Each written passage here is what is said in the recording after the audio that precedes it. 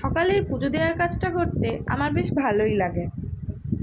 বাড়ির পাশেই প্রচুর ফুল গাছ থাকার কারণে ফুল বাড়ির পাশ থেকেই জোগাড় হয়ে যায়, তাই তাড়াতাড়ি করে ফুলগুলো তুলে নিয়ে আসলাম।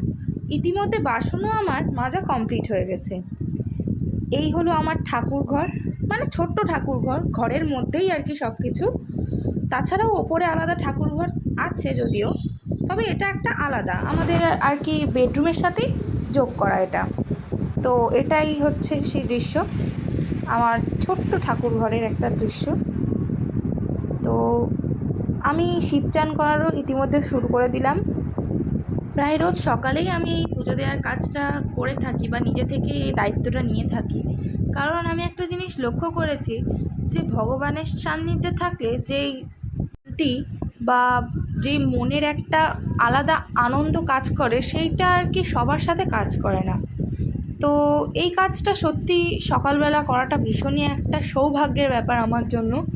তো আমার শিব স্নান করানো কমপ্লিট হয়ে গেছে, পুজো দেওয়াও আমি কমপ্লিট করে ফেলেছি। এই হলো তার দৃশ্য।